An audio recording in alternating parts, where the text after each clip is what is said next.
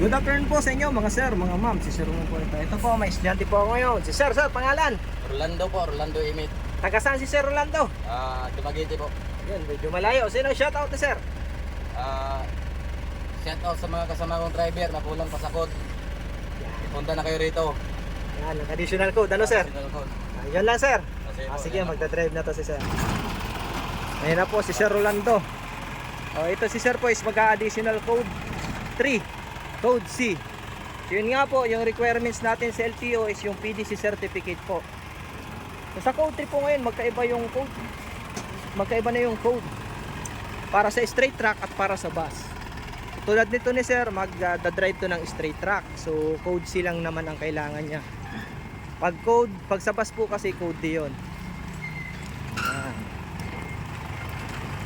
Okay, so yung mga gusto pong mag-additional code, PDC po ang requirements natin sa LTO para makapag-additional code tayo.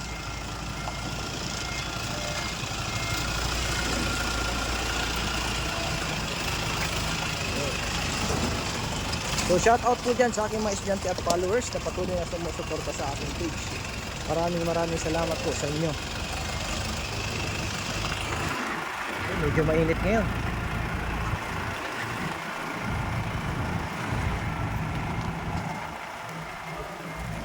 So dito sa code 3, more on parking lang po tayo. Side mirror. Dapat magaling tayo sa side mirror. Gagawin ito na Sir, magpa-park po siya.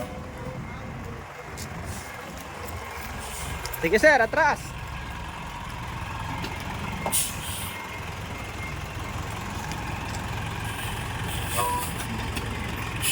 Okay. Tingnan natin doon. Pipinahin yan kasi ang pipinahin niya.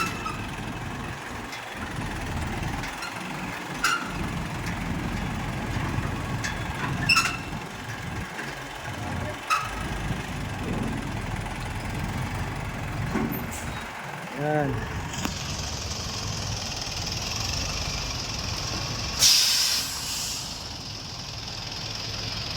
Yan sa kabila. Yan, ayos. Abante.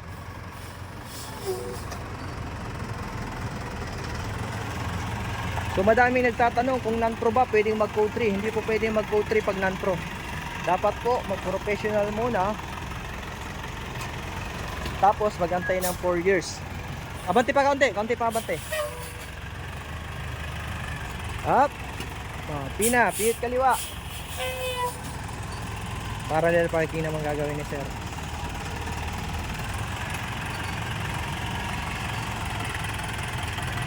Ayan. So yung mga gustong mag code 3 dyan, mag PM lang po, code C or code D. PM lang po mga Sir.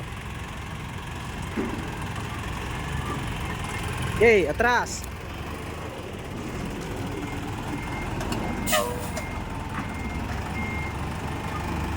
Up.